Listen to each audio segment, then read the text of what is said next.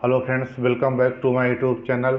आज बात करते हैं कंप्यूटर फंडामेंटल की। जब आप लोग या कोई भी कंप्यूटर सीख रहा होता है उस समय अगर उसे कंप्यूटर की बेसिक फंडामेंटल्स की जानकारी नहीं होती है तो उस समय कंप्यूटर सीखने में कोई भी मज़ा नहीं आता है और कंप्यूटर ढंग से नहीं सीखा जा सकता है। इसीलिए मैं अपने चैनल पे कंप्यूटर फंडामेंटल की क्लास लेके आया हूँ। ये पूरी क्लास 12 से 15 वीडियो में कंप्लीट होगी। आज है आप लोगों की क्लास 1, कंप्यूटर सीखे बिल्कुल शुरू से, जीरो टू हीरो। इसमें हम बिल्कुल कंप्यूटर आप लोगों को स्टार्टिंग से सिखाएंगे, बिल्कुल जीरो लेवल से, और अपनी मातृभाषा में हिंदी में सिखाएंगे। इससे क्या फायदा होने वाला है कि जिन लोगों की इंग्लिश कमजोर है, जो लोग बहुत अच्छी इंग्लिश नहीं जानते हैं, वो लोग भी कंप्यूटर को आसानी से अपनी मातृभाषा हिंदी में सीख सकते हैं। आइए चलिए शुरू करते हैं। Computer basic knowledge class 1। सबसे पहले है कंप्यूटर का परिचय कि कंप्यूटर क्या है। इसमें कौन कौन से हम टॉपिक को आज कवर करने वाले हैं। पहला टॉपिक है कंप्यूटर क्या है। उसके बाद हम कवर करेंगे कंप्यूटर की फुल फॉर्म क्या है, कंप्यूटर के जनक कौन है, यानी कंप्यूटर का आविष्कारक कौन है, किसने कंप्यूटर का आविष्कार किया, और कंप्यूटर का आविष्कार हुआ तो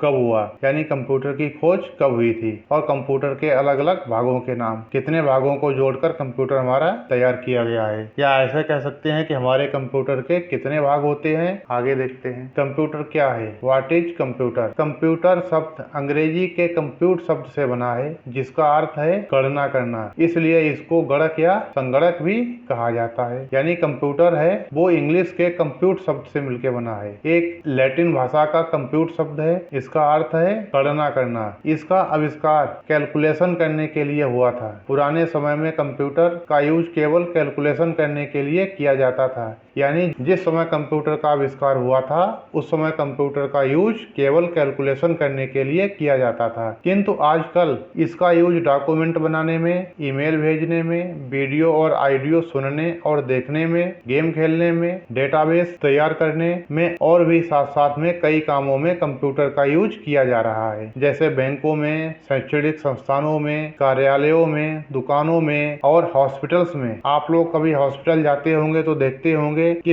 रिसेप्शन से लेके डॉक्टर के पास तक एक कंप्यूटर सबके पास रखा हुआ है, जिसमें उन लोगों ने अपने अपने डेटा को सेव करके रखा हुआ है। तो कंप्यूटर का यूज आजकल अधिकतर जगह पे हो रहा है। शायद ही ऐसी कोई जगह बची है जहाँ पर कंप्यूटर का यूज नहीं हो रहा है। जब आप लोग कहीं जाते हैं तो रेलवे स्टेशन पे देखते होंगे कि टिकट काटने के लिए कंप्यूटर का ही यूज हो रहा है। आइए आगे देखते हैं। कंप्यूटर केवल वह काम करता है जो हम उसे करने को कहते हैं, यानी केवल वह उन कमांड को फॉलो करता है जो पहले से कंप्यूटर के अंदर डाले गए होते हैं। कहने का मतलब है कि कंप्यूटर केवल वह काम करता है जो हम उसे करने को कहते हैं, यानी जो हम कमांड देंगे, जो कंप्यूटर को हम कमांड देते हैं, कंप्यूटर केवल उन्हीं कमांड को फॉलो करता है। उसके अंदर सोचने समझने की क्षमता नहीं होती है। कंप्यूटर को खुद सोचने और समझने की क्षमता नहीं होती है, इसीलिए जो हम कमांड कंप्यूटर को देते हैं, कंप्यूटर उसी कमांड को फॉलो करते हुए हमारे काम को कर देता है। कंप्यूटर जो व्यक्ति चलाता है उसे हम यूजर कहते हैं, और जो कंप्यूटर के लिए प्रोग्राम बनाता है उसे हम प्रोग्रामर कहते हैं। अगर आप कंप्यूटर चला रहे हैं या हम कंप्यूटर को चला रहे हैं तो हम कंप्यूटर के यूजर हो गए, और जिस व्यक्ति ने उस प्रोग्राम को बनाया है उसको हम प्रोग्रामर कहेंगे। कंप्यूटर को ठीक प्रकार से कार्य करने के लिए सॉफ्टवेयर और हार्डवेयर दोनों की जरूरत होती है। अगर सीधी भाषा में कहा जाए तो ये दोनों एक दूसरे के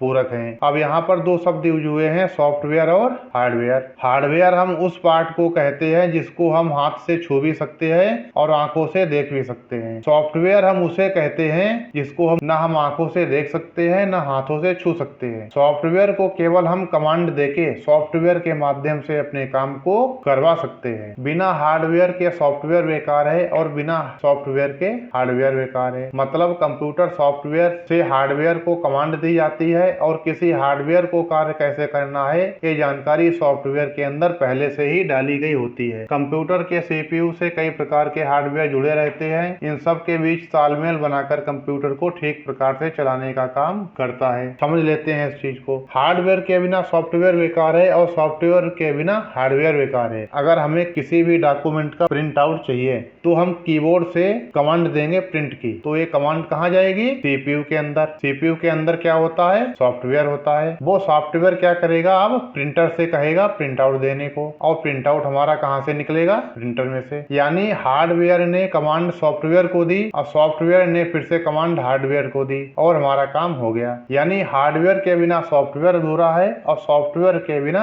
हार्डवेयर अधूरा है। कंप्यूटर को ठीक प्रकार से चलाने के लिए हार्डवेयर और सॉफ्टवेयर के बीच तालमेल होना बहुत जरूरी है। आगे देखते हैं। अब आते हैं कंप्यूटर की फुल फॉर्म पे। जब आप लोग कंप्यूटर सीख रहे हैं तो आप लोगों को कंप्यूटर की फुल फॉर्म भी पता होनी चाहिए कि कंप्यूटर की फुल फॉर्म क्या होता है। सी फॉर कॉमनली, कुछ लोग इसको कॉमन भी कहते हैं। कॉमन मतलब आमतौर पर। ओ से हुआ ऑपरेटिंग, संचालित। एम फॉर मशीन को हिंदी में मशीन ही कहते हैं। पी फॉर पर्पजली यानी विशेष रूप से। यूज मतलब प्रयुक्त। टेक्नोलॉजिकल यानी तकनीकी। एजुकेशनल शैक्षिक। रिसर्च यानी अनुसंधान। Commonly operating machine purposely used for technological and educational research. अगर इसको हिंदी में कहें तो आमतौर पर संचालित मशीन जो विशेष रूप से तकनीकी, शैक्षणिक और अनुसंधान में प्रयुक्त की जाती है। यानी एक ऐसी मशीन है जो आमतौर पर संचालित रहती है, चलाई जाती है, जो हमारे तकनीकी, शैक्षणिक और अनुसंधान के कामों में प्रयुक्त होती है। चलिए अब आगे देखते हैं। अब इतना सीख लिया तो वे भी जानना जरूरी है कि कंप्यूटर का जनक कौन है, यानी कंप्यूटर को किसने बनाया, कंप्यूटर का आविष्कारक कौन है, कौन थे वो व्यक्ति जिन्होंने कंप्यूटर का आविष्कार किया। कंप्यूटर का जनक चार्ल्स बेबेज को कहा जाता है। आप लोग इसकी स्पेलिंग को नोट डाउन कर लीजिए, क्योंकि कई बार कंपटीशन में पूछा जाता है, क्वेश्चन आता है तो इसकी स्पेलिंग में एक दो अक्षर आगे पीछे करके पूछ लिया जाता है। तो वहां पर अगर स्पेलिंग आगे पीछे होगी, मिसमैच होगी तो आपका क्वेश्चन गलत हो सकता है। कंप्यूटर का जनक चार्ल्स बेबेज को कहा जाता है। चार्ल्स बेबेज का जन्म लंदन में हुआ था। ये चार्ल्स बेबेज की फोटो है जो मैंने यहाँ पर लगा दी है। इससे आप लोगों को एक आइडिया मिल रहा होगा कि चार्ल्स बेबेज जो थे वो किस प्रकार के थे। अब आगे चलते हैं, देखते हैं कंप्यूटर की खोज कब हुई थी। कंप्यूटर को बनाने की शुरुआत 1822 के समय में चार्ल्स बेबेज के द्वारा शुरू की गई थी। इन्होंने एक एनालिटिकल इंजन बनाने की प्लानिंग की थी, जो कि कंप्यूटर के फील्ड में एक शुरुआत थी। कंप्यूटर को बनाने की शुरुआत सन 1822 में चार्ल्स बेबेज ने शुरू कर दी थी। फिर इन्होंने इस डिवाइस के लिए काम करना शुरू कर दिया और 1822 में उन्होंने डिफरेंस इंजन का आविष्कार कर दिया, जिसे सबसे पहला प्रोग्रामेबल कंप्यूटर माना जाता है। यानी 1822 में जो कंप्यूटर बना है इसको सबसे पहला प्रोग्रामेबल कंप्यूटर माना जाता है। 1837 में चार्ल्स बेबेज ने एनालिटिकल इंजन का आविष्कार किया, जो कि एक जनरल पर्पज कंप्यूटर था। 1822 में तो प्रोग्रामेबल कंप्यूटर का आविष्कार किया, फिर 1837 में एनालिटिकल इंजन का आविष्कार किया, जो कि जनरल पर्पज कंप्यूटर था। लेकिन पैसे की कमी के कारण वह काम पूरा नहीं हो सका और 1871 में चार्ल्स बेबेज की मौत हो गई। अब देखते हैं कि हमारे कंप्यूटर के कितने भाग होते हैं। हम जिस कंप्यूटर को चलाते हैं उसके मुख्य कौन कौन से भाग हैं। तो कंप्यूटर के मुख्य रूप से 4 भाग होते हैं। इनको मुख्य भाग क्यों बोला गया? इन 4 चीजों के बिना कंप्यूटर अधूरा है। अभी तो इसमें बहुत सी भी चीजें और हैं, जैसे प्रिंटर हो गया, स्पीकर हो गया, कैमरा हो गया, लेकिन हमें उन सब पर फोकस नहीं करना है। प्रिंटर के बिना भी कंप्यूटर चल जाएगा और स्पीकर के बिना भी कंप्यूटर चल जाएगा, लेकिन ये मुख्य रूप से यहाँ पर जो मुख्य शब्द यूज किया है वो इसीलिए यूज किया है क्योंकि इनके बिना कंप्यूटर अधूरा है। पहला है मॉनिटर, दूसरा है सीपीयू, तीसरा है कीबोर्ड, चौथा है माउस। इस मॉनिटर को हम स्क्रीन भी बोलते हैं, कुछ लोग इसको डिस्प्ले भी बोलते हैं। अब ये चलता कैसे है? इन चारों भागों की प्रोसेसिंग क्या है? कीबोर्ड और माउस के माध्यम से हम कोई भी कमांड सीपीयू में देते हैं। सीपीयू में प्रोसेसिंग होती है और प्रोसेसिंग होने के बाद उसका आउटपुट निकलकर मॉनिटर में आ जाता है। इस प्रकार से हमारे कंप्यूटर का संचालन होता है। इन चारों भागों के बिना कंप्यूटर अधूरा है। आई होप फ्रेंड्स आप सभी को हमारा वीडियो अच्छा लगा होगा। अगर वीडियो अच्छा लगा हो तो सभी लोग वीडियो को लाइक करें, शेयर करें और हमारे चैनल को